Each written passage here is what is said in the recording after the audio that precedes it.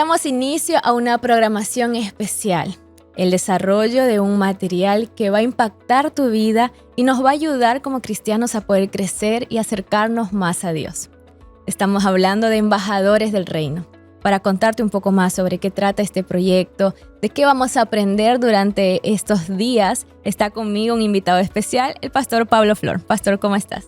Hola Danitza, muchas gracias por la invitación y también quiero dar un cordial saludo a cada uno de nuestros seguidores quienes van a estar acompañándonos en estos días con este material precioso, la lectura de este libro y yo diría un poco más, Danitza, el estudio de este libro, Embajadores del Reino. Sin duda, Embajadores del Reino va a ser una guía que nos va a mostrar cómo poder glorificar a Dios a través de nuestras finanzas. Un tema que sabemos que es importante, pero que a veces lo dejamos de lado. Pastor, ¿qué es ser embajador? El embajador, Danitza, básicamente es una persona que representa a un país en el extranjero. El embajador siempre va a hablar a través de los principios de su país, las políticas de su país, y va a vivir de tal manera que él va a representar a su país. De alguna manera el apóstol Pablo ha utilizado esa figura para decir que cada uno de nosotros cristianos representamos como embajadores el reino de Dios aquí en la tierra. Entonces, la manera como nos comportamos, el manejo de nuestras finanzas, nuestro comportamiento, todo lo que hacemos, de alguna manera está demostrando a qué reino pertenecemos y a qué reino estamos representando. Por eso este material tiene el título de Embajadores del Reino. Y uno de los factores por el cual este libro va a ser estudiado es la necesidad de poder ayudar a nuestros hermanos, nuestros amigos, a las personas que van a estar acompañando esta serie en un proyecto que tiene que ver con lo que has dicho, educación financiera, cómo poder trabajar en una administración más eficaz, cómo poder hacer compras mejores, más inteligentes, mejor planificadas, cómo hacer un presupuesto familiar, cómo librarse de las deudas de una manera correcta. En fin, es un guía que realmente creemos que va a ser una bendición para la iglesia. Y todo está basado a la luz de la Biblia. A lo largo de nuestra vida como cristianos y a lo largo de nuestra vida aquí en esta tierra, vamos aprendiendo que tenemos que mejorar y desarrollarnos en varias áreas que son importantes. Y las finanzas no es ajeno al cristiano. Así que vamos a estar compartiendo con ustedes 21 capítulos que van a poder fortalecer nuestra vida, mostrarnos una guía de cómo poder nosotros ser buenos embajadores. Y hoy ya vamos a empezar con el primer capítulo, que lleva por título Embajadores en la pobreza y en la riqueza. Dos palabras contrastantes, pastor. Yo creo, Danitza, que así para cualquier ser humano, tal vez la pobreza es una de las mayores dificultades. Y en el libro de Filipenses, capítulo 4, versículos 11 y 12, el apóstol Pablo justamente dice esto. Él declara, yo aprendí a vivir en la pobreza y también sé vivir en la abundancia. Él no dice, a mí me gusta la pobreza.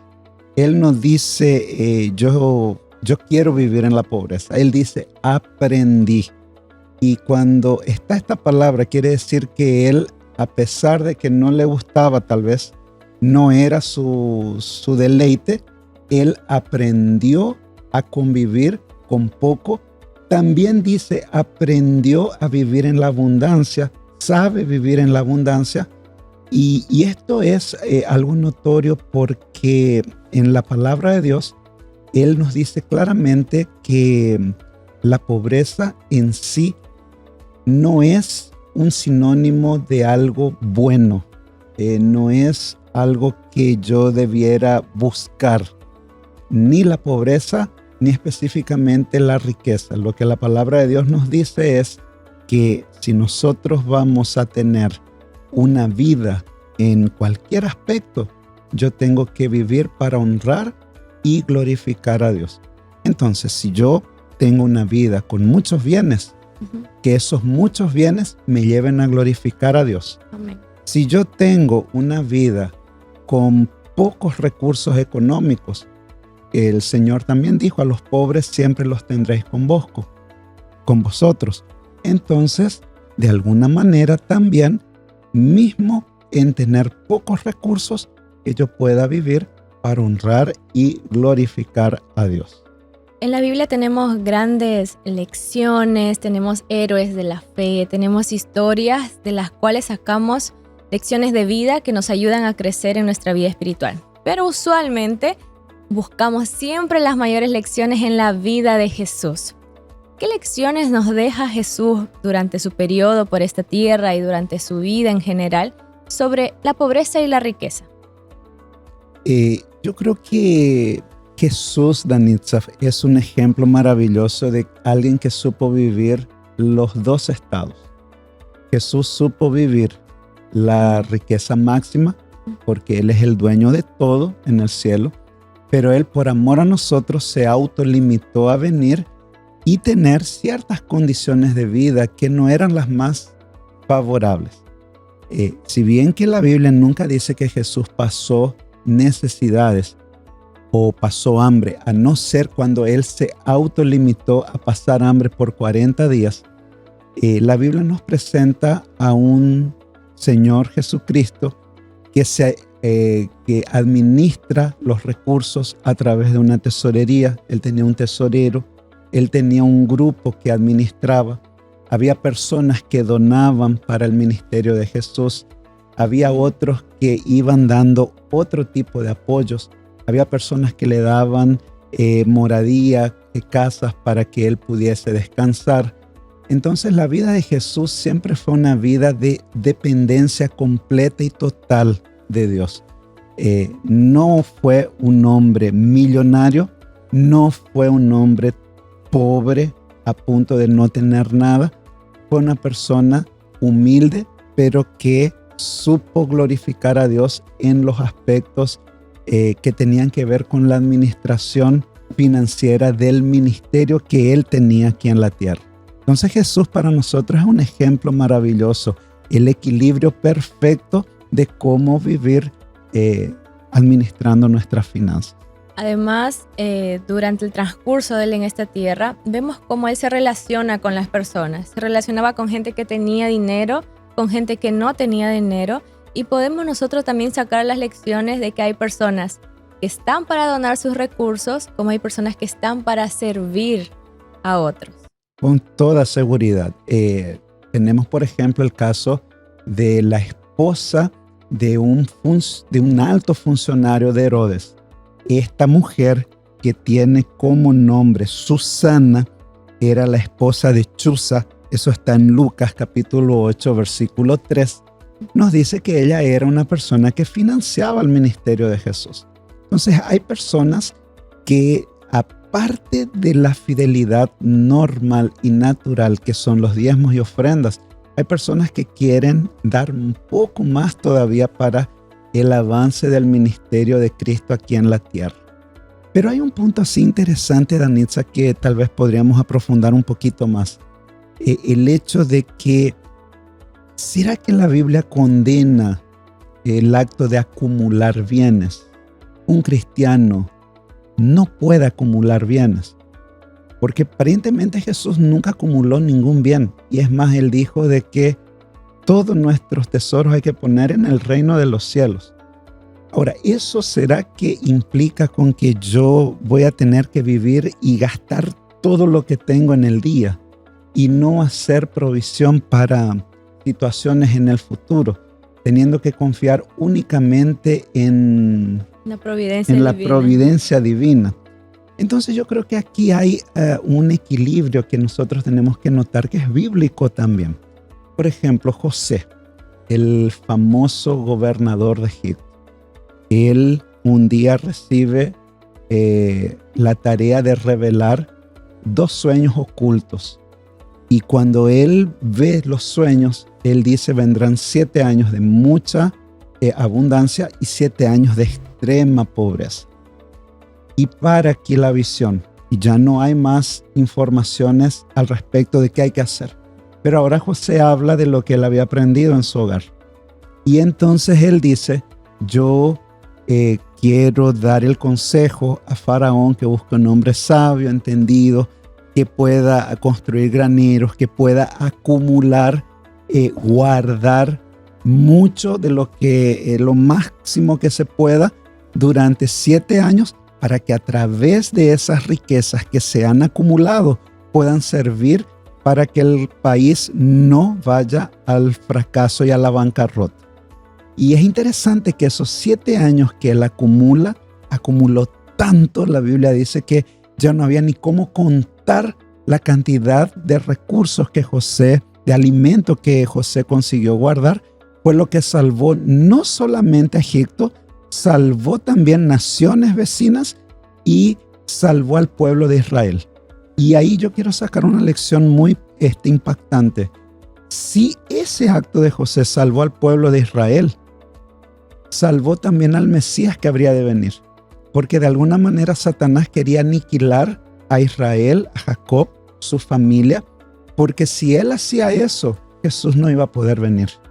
Entonces, el acto de José de acumular según la providencia de Dios, la orientación de Dios y en un concepto cristocéntrico bíblico, es una bendición, porque nunca vemos a José confiando en sus riquezas.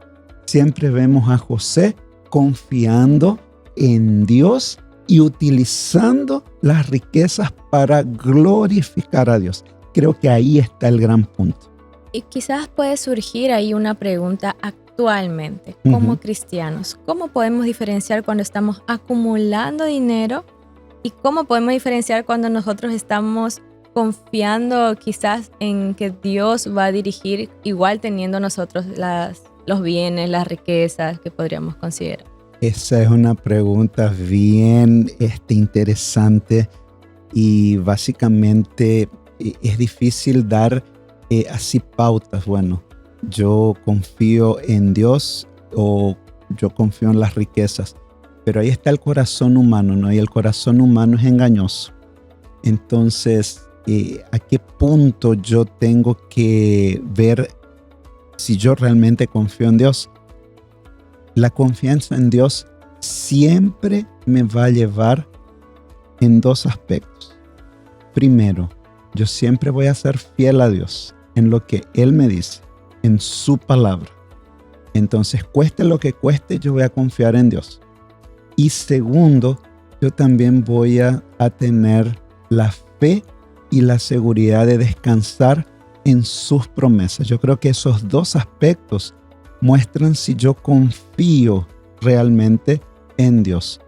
Te doy un ejemplo. Job era un hombre riquísimo, un hombre, fue probablemente el más rico de toda la tierra en su tiempo. Pero él jamás confió en sus riquezas. Él dice que se levantaba temprano, oraba, tenía su culto, intercedía por sus hijos, tenía una vida de oración. Él era una bendición en su ciudad. Cuando las personas le veían llegar, se alegraban porque veían en él a un ángel, a un padre, a un ser que les iba a dar, les iba a sacar de la angustia que vivían los más necesitados. Entonces, esas son las características de alguien que confía en Dios y no en las riquezas. Ahora, por otro lado, yo puedo ver personas que confían en las riquezas, en sus bienes y no en Dios. Y no son personas tan adineradas. Ananías y Zafira vendieron un terreno, dijeron vamos a dar todo a Dios, pero probablemente habrán tenido alguna necesidad y dijeron, bueno, vamos a sacar de algún lugar. Vendimos el terreno a buen precio. Vamos a dar la plata, pero vamos a sacar una parte y decir que estamos dando todo. Entonces, aquí se ve un factor interesante, ¿no? El hecho de que codiciaron, mintieron, tocaron lo que ya no les pertenecía no confiaron en la providencia de Dios. Entonces hay una diferencia gritante, ¿no?, entre la vida de Job y la vida de Ananías y Zafira. En cuanto uno confiaba en él, en el Señor, era una bendición para todos. Ananías y Zafira de alguna manera fueron desenmascarados en su codicia, en su avareza, por causa de una vida donde el apego era por las finanzas. En el estudio del día de hoy, cuando analizamos este material, nos deja unos ejemplos o lecciones de dos imágenes, de la hormiga y de un árbol. ¿Qué lecciones vos sacaste, Pastor, de esto? Es interesante, ¿no? La hormiga dice que ella no tiene capitán, no tiene rey, no tiene nadie que la ordene, pero la hormiga hace algo interesante. La hormiga trabaja muchísimo en el verano, acumula todo lo que puede, porque de alguna manera la hormiga que vive por instinto, el instinto le ordena a la hormiga a que tiene que hacer eso para sobrevivir. Si ella no acumula en el verano, en la época en que puede hacer ese trabajo, la hormiga pobrecita muere. Te daría el mismo ejemplo del oso. El otro día tuve el privilegio de ver así de cerca, a pocos metros, un oso en estado salvaje, ¿no? Y es impactante, es grande, es corpulento, es feroz, pero al mismo tiempo también el oso, cuando ve a un ser humano, por lo general se asusta y corre. Ahora, el oso, él come todo lo que puede en verano, y justamente yo en verano le vi en ese lugar, y él come todo lo que puede, acumula toda la energía que puede, porque él sabe que el invierno no va a tener nada. Ahí él se dedica a invernar, y luego cuando llegan los primeros días de calor nuevamente despierta para otra vez tener ese ciclo de vida. Entonces, los animales nos enseñan algunas lecciones interesantes.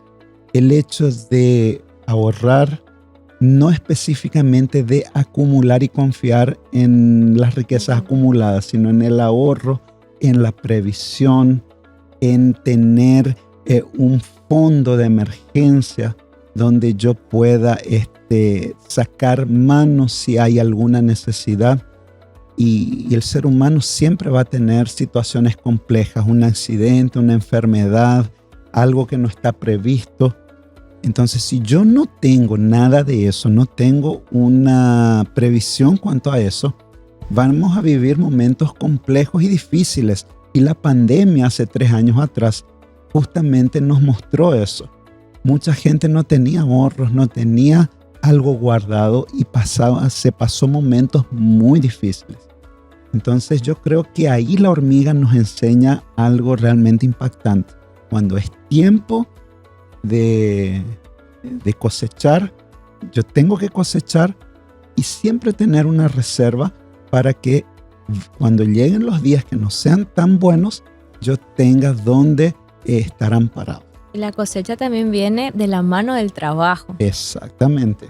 Hay que trabajar y trabajar duro, ¿no? Y al mismo tiempo, ¿no? Ahí viene el punto de la alegría, la felicidad de quien trabaja duro, quien recibe, quien tiene, ve el fruto de su trabajo. Ahora, por otro lado, también hay otro ejemplo que contrasta con esto, ¿no, Danitza? Las aves del cielo que dicen que no trabajan, no cosechan, no hacen nada de eso, pero nuestro Padre Celestial siempre las está cuidando y las da de comer. Entonces el punto aquí no es que la hormiga contrasta negativamente la fe del pajarito. O sea, uno puede decir, pastor, yo voy a tener la fe de la hormiga o voy a tener la fe del pajarito. No. Sucede que Jesús habló en diferentes lecciones, ¿no? A quien necesitaba escuchar la lección de ahorrar y guardar y ser precavido para el futuro, le habló de la hormiga. A quien estaba confiando en las riquezas, apenas en sus fuerzas, le dio la lección de los pajaritos.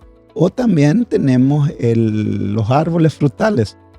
Es interesante que ningún árbol frutal queda rico por retener los frutos y guardar los frutos que da. Ningún árbol retiene. El árbol da todo. Nunca ha quedado una fruta siquiera en la rama de un árbol. Después que ya haya caído todo, no quedó una, nada, no queda nada. Porque la abundancia del árbol no es retener, es dar. Entonces, en ese aspecto, la abundancia de un cristiano está en dar todo lo que pertenece a Dios. Y aquí hay un punto interesante que el sabio Salomón también nos dice. Hay tiempo para todo en esta vida. Hay tiempo de sonreír, hay tiempo de llorar, hay tiempo de ser feliz, hay tiempo de estar triste, hay tiempo de descansar, hay tiempo de trabajar, pero también hay tiempo de gastar y tiempo de ahorrar. Entonces, en el equilibrio de la vida, la palabra de Dios es tan sabia que nos dice, mira, va a haber tiempo para todo. Vas a tener tiempo para gastar, pero también tenete un tiempo para ahorrar, para hacer un ahorro que te ayude a tener una vida mejor en el futuro. Y coloco como ejemplo alguien que tal vez no pueda jubilarse en un sistema de asistencia social como el IPS. Imagínense si trabajó toda la vida, no puede jubilarse y si no ahorró, no tiene un colchoncito que le pueda dar sustento.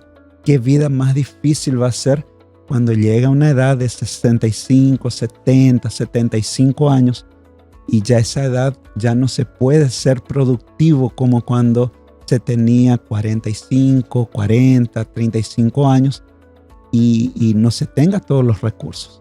Es por ello la necesidad de ser precavido, ser como la hormiga, ser como el oso o como algunos otros animales que ahorran y guardan para que cuando lleguen los días más complicados tienen cómo sustentarse.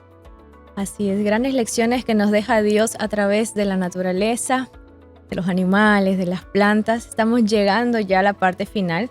Y hay una frase de Ellen White que me gustó en la parte final del capítulo, casi en la página 10 para ser exactos, que dice: la riqueza es una posición peligrosa únicamente cuando se le hace competir con el tesoro inmortal. Pastor, ¿cómo podemos aprender de este texto ya para ir finalizando este capítulo? La riqueza es peligrosa cuando ella saca a Dios de nuestro corazón. Por eso es que dentro del mismo párrafo, en verdad, Danitza, completo la lectura que hiciste, ¿no? Dice que la palabra de Dios denuncia el amor al dinero como la raíz de todos los males. El dinero en sí mismo es un don de Dios para que se lo utilice con fidelidad en su servicio. No hay nada de malo en enriquecerse desde que las riquezas no tomen el lugar de Dios. Dios es el ser más rico del universo, pero su corazón es dar y dio a su Hijo para salvarnos. Entonces, ese es el principio que debe haber en nuestro corazón y el apóstol Pablo dice justamente eso.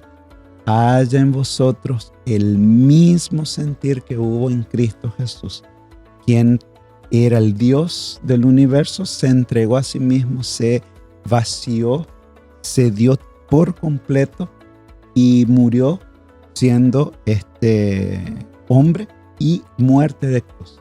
Pero hoy día el Señor, dice, lo exaltó y hizo con que todo ser en el universo se postre delante de Jesús. Entonces ese es el sentir que Cristo quiere que yo tenga, ¿no? El de que yo pueda dar todo, no para que me quede pobre, sino el dar mi vida para que Dios gobierne, dirija y tenga una vida abundante. Y quiero tal vez ir terminando con esto, Danitza, en decir que hay una escala, ¿no?, donde yo tengo que atender en lo que es la administración financiera. Primero Dios, ¿no? Yo tengo que adorar a Dios con los recursos económicos que Él me provee. A través de las fuerzas, la inteligencia que Él me da, yo trabajo, yo tengo los recursos, entonces yo voy a reconocerlo, voy a adorarlo, voy a ser fiel y voy a ser grato devolviendo los diezmos y ofrendas. En segundo lugar, yo tengo mi familia. Yo tengo que dar una vida digna y coherente para mi familia. Tengo que atender las necesidades de mi casa. Tiene que haber un equilibrio en esto. Tengo que atender las necesidades que son de Dios, la iglesia específicamente, está mi familia. Luego entonces yo tengo que atender las necesidades de aquellos que son o que tienen algunas carencias. Dar una asistencia a aquellos que son más necesitados. El prójimo. Al prójimo. Entonces ahí entra el amor a Dios, mi familia y al prójimo. Yo creo que teniendo este equilibrio, nosotros vamos a encontrar realmente una razón de ser y vamos a encontrar sentido en las palabras que Jesús dijo en San Juan 10:10 cuando dijo: yo he venido para que tengan vida y la tengan en abundancia. Que haya una abundancia general en nuestro corazón para que nosotros también podamos, como el árbol, que nuestra abundancia sea el poder dar, el poder contribuir con la obra de Dios, contribuir con la familia, contribuir con los más necesitados y tener también una abundancia para mí. Y ahí está el punto de que yo pueda tener un ahorro para que yo también pueda ser generoso conmigo mismo y tener una vida feliz y una vida abundante. Así mismo es. En la pobreza o en la riqueza, con mucho o con poco, Dios tiene que ser el centro de nuestro corazón, el centro de nuestra vida, que Él pueda siempre estar presente para que nosotros podamos ser embajadores de Él en esta tierra y que más personas puedan conocer de su amor de Dios a través de cada área de nuestra vida espiritual, familiar, las finanzas. Pero, Danitza, si probablemente estamos hablando para alguna persona que hoy está pasando dificultades financieras, tal vez el punto no es una vida más tranquila financiera, sino está pasando un momento complicado, difícil. Entonces queremos traerte buenas noticias, porque al estudiar este material que fue escrito por la escritora Camila Russo, que es especialista en aconsejamiento financiero para las familias, yo creo que vamos a hablar de temas realmente impactantes que pueden ayudar a que tengamos una mejor administración de los recursos y un control financiero que nos traiga alegría, que nos dé contentamiento y que no sea una pesadilla llegar en casa y uno tener que depararse frente a la situación financiera. Y es un asunto que hay que conversar entre las familias, marido y mujer, reunir a los hijos. Es un tema que puede ayudarnos a conversar, dialogar y a tener más armonía en nuestro hogar. Gracias, Pastor, por tu compañía el día de hoy. Te desafiamos a que puedas acompañarnos en el desarrollo de estos 21 capítulos. Pon tus necesidades y lo que tienes en tu corazón en las manos de Dios y sin duda Dios te mostrará grandes milagros. Nos vamos a encontrar en el desarrollo de un siguiente capítulo, así que quédate atento a las redes sociales y a través de este canal.